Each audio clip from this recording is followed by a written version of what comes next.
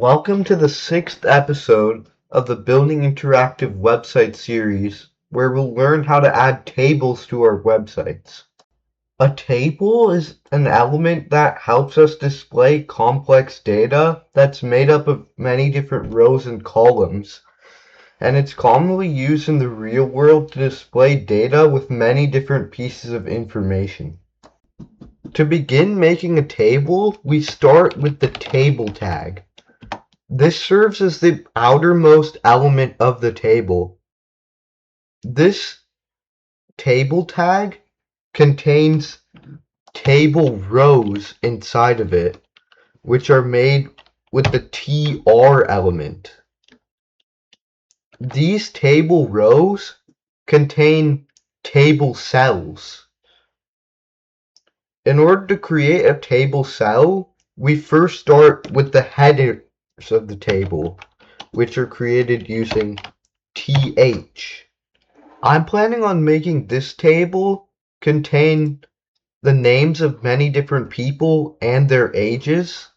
So for my table headers, I'm going to say name and then create a new table header that contains age.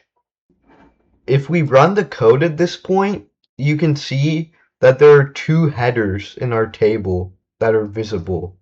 One with name and the other with age.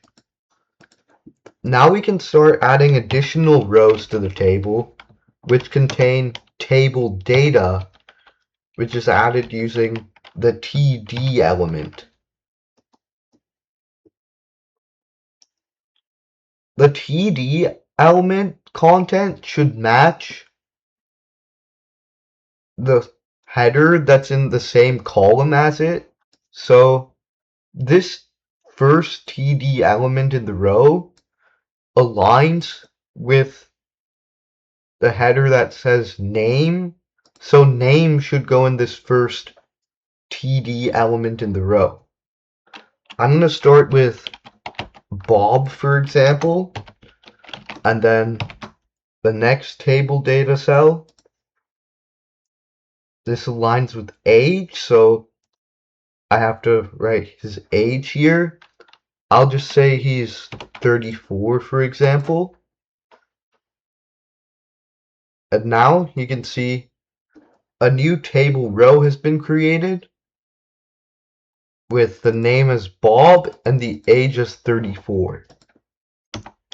We can add another table row here and then more cells that contain data.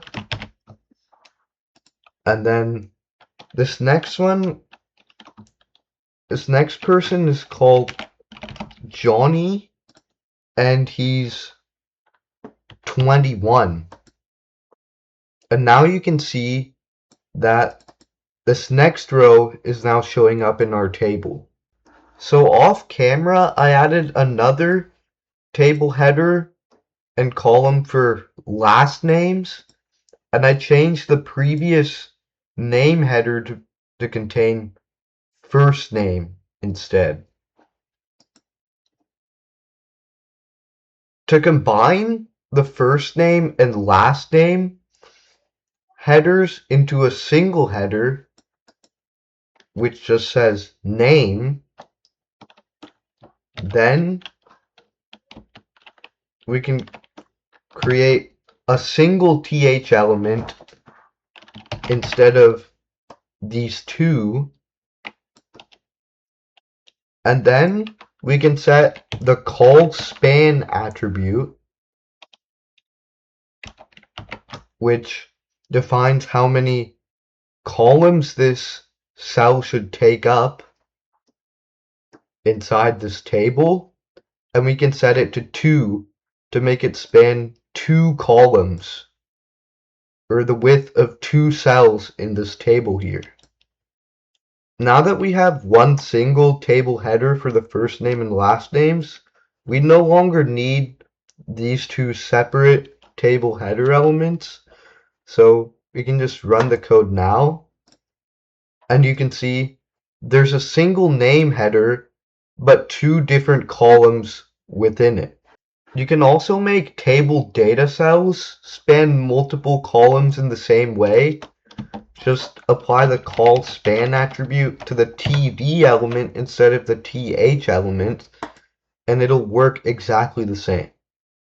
Additionally, you can add a caption to your table, which describes what the table is about by using the caption tag. Inside this caption tag, you can provide a brief description of the table. In my case, I'm just going to say people's names and their ages, since that's what this table contains. And if I run the code, you can now see this caption at the top describing the table. We've now reached the end of this tutorial on HTML tables. Thank you very much for watching, and make sure to look out for the next video.